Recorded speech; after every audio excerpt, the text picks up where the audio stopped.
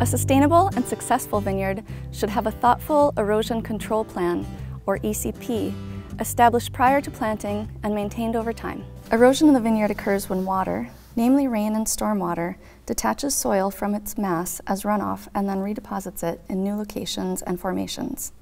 The act of farming loosens and exposes soils, leaving them more susceptible to potential erosion issues. In Napa County, planting and replanting on slopes over 5% or areas that are more than 1 acre will require a qualified civil engineer or consultant to evaluate a site and present the recommended ECP infrastructure prior to development. Sites will differ immensely in their needs based upon slopes, soil structure, and proximity to watersheds. The overall plan will help slow down or stop erosion by diffusing water to spread evenly within the vineyard or to run off cleanly to a nearby natural waterway.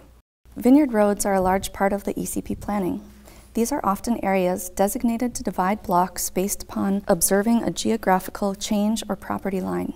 This presents a great opportunity to introduce new waterways to redirect runoff. Ditches, inlets, drains, culverts, water bars, and rolling dips are some of the main installations used to divert water on roads. Making sure the road is fundamentally well built is also very important for erosion control. Paving, chip sealing, or blading, and firmly compacting the road before rainy season is a must. Angling or sloping and general shaping of roads are the most widely practiced and most efficient way used for erosion purposes in this context. Learning some of the basics, you will easily find that every successful roadway, sidewalk, and even playground you encounter has been planned with drainage in mind. This is an example of a road that has been outsloped. As you can see, it's a little bit lower here and has been built up here so that the water doesn't drain straight down the hill and wash out the road, but moves around the corner. This is a good example of a road that's been crowned. The water during the rainy season is going to come off of the block just above and channel right along here rather than washing out the road, because we've put this architecture in it to build a ditch and not push it down into the lower block.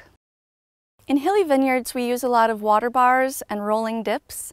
And so here's an example of that, where we have put infrastructure in where the water can run off to the side and into the brush area so as not to take down the road and the surrounding block area.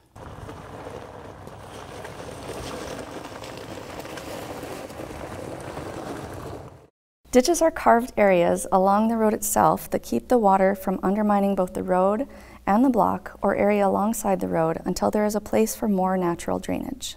Inserting infrastructures such as inlets, outlets, drains, and culverts are also part of the ECP planning. A variable block with a poorly drained swale may need an inlet and outlet for a rainy season diversion. Where water may usually pool, we might opt to put an inlet and then run a channel to an outlet for a stream diversion.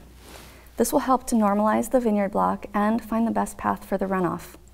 Sometimes the geographical plane is such that just an outlet is needed at the base of a natural block runoff.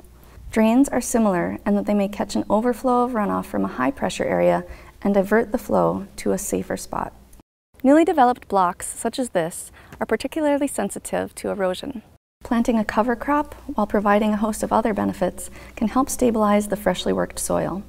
While waiting for the rainy season to germinate your seeds, straw mulch can be spread over the block to provide some barrier protection from the storms. Straw wattles can be used to frame channels until the young blocks are more secured. It is important to work closely with your planning consultant or engineer to get the best strategy in place for your particular site. Track 1 and Track 2 plans dictate the particular path of required steps. Your Track 2 ECP planner should provide oversight of the installation and, prior to the rainy season, confirm that the plan has been followed. A Track 1 plan is typically exempt and may not need a consultant or engineer. Further information on county regulations can be found on the countyofnapa.org website.